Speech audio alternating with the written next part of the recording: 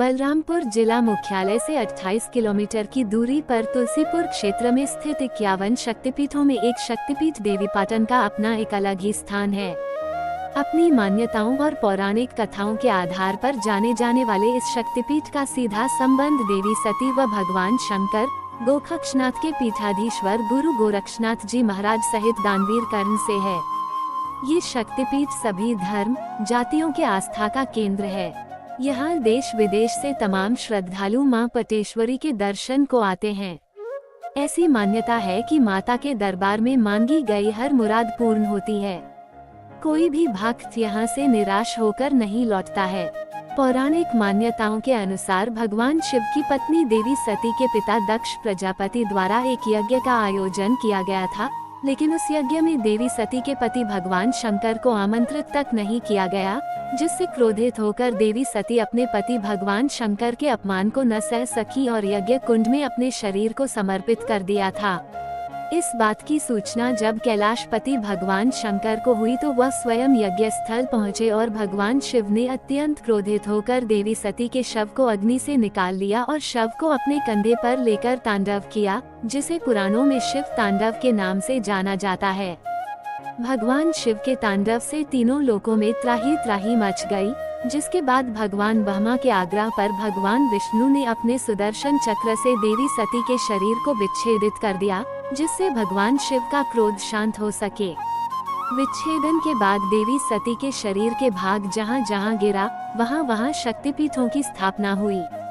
बलरामपुर जिले के तुलसीपुर क्षेत्र में ही देवी सती का वाम स्कंद के साथ पट गिरा था, इसलिए इस शक्तिपीठ का नाम पाटन पड़ा और यहाँ विराजमान देवी को मां पाटेश्वरी के नाम से जाना जाता है। यहाँ चावल की विशेष पूजा की जाती है। नवरात्रि के 9 दिन माता की पिंडी के पास चावल की ढेरी बनाकर माता का विशेष पूजन किया जाता है और बाद में उसी चावल को भक्तों में वितरित कर दिया जाता है। रविवार के दिन माता को हलवे का भोग लगाया जाता है, जो उन्हें अति प्रिय है। साथ ही शनिवार को आटे व गुड़ से बना रोट का विशेष भोग लगाया जाता है।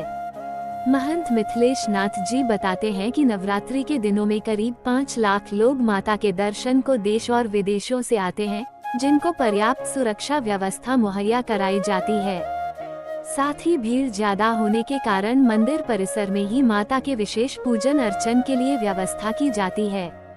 वहां वह स्वयं भी बैठकर 9 दिन माता का पूजन अर्चन करते हैं। पौराणिक मान्यताओं के अनुसार मां पाटेश्वरी के परम भक्त और सिद्ध महात्मा श्री रत्ननाथ जी महाराज हुआ करते थे, जो अपनी सिद्ध शक्तियों की सहायता से एक ही समय में नेपाल राष्ट्र के दान चौखड़ा व देवीपाटन में विराजमान मां पाटेश्वरी की एक साथ पूजा किया करते थे। उनकी तपस्या व पूजा से प्रसन्न होकर मां पाटेश्वरी ने उन्हें वरदान दिया कि मेरे साथ अब आपकी भी पूजा होगी, लेकिन अब आपको यहाँ आने की आवश्यकता नहीं होगी। अब आपकी सवारी आएगी, जिसके बाद से भारत के पड़ोसी राष्ट्र नेपाल से शक्तिपीठ देवीपाटन रत्ननाथ जी महाराज की सवारी आती है। रत्ननाथ जी की सवारी चैत्र नवरात्रि में द्वितीया के दिन देवीपाटन के लिए प्रस्थान करती है, जो पंचमी के दिन देवीपाटन पहुंचकर अपना स्थान ग्रहण करती है और नवमी तक यहीं विराजमान रहती है। तत्पश्चात नवमी की मध्य रात्रि को यह सवारी पुनः नेपाल राष्ट्र के लिए प्रस्थान करती है। शक्तिपीठ के गर्भगृह में एक अखंड धूना भी प्रज्वलित है।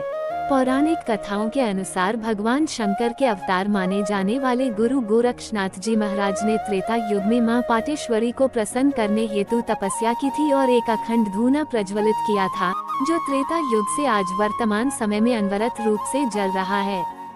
इस गर्भगृह के कुछ सख्त नियम भी हैं। यहाँ सिर पर बिना कपड़ा रखे कोई भी श्रद्धालु प्रवेश नहीं कर सकता है। ऐसी मान्यता है कि यहाँ की राख को लोग अपने घर ले जाते हैं और भूत, पिशाच या साए आदि से पीड़ित व्यक्ति को ये राख भभूत स्पर्श मात्र से उसके कष्ट मिट जाते हैं और साए या कोई बाधा हो तो वो दूर हो जाती है। उम्मीद है कि आपको जानकारी पसंद आई होगी। वीडियो अच्छी लगी तो वीडियो को लाइक करें और चैनल पर पहली बार आते हैं तो सब्सक्राइब करना ना भूले। धन्यवाद।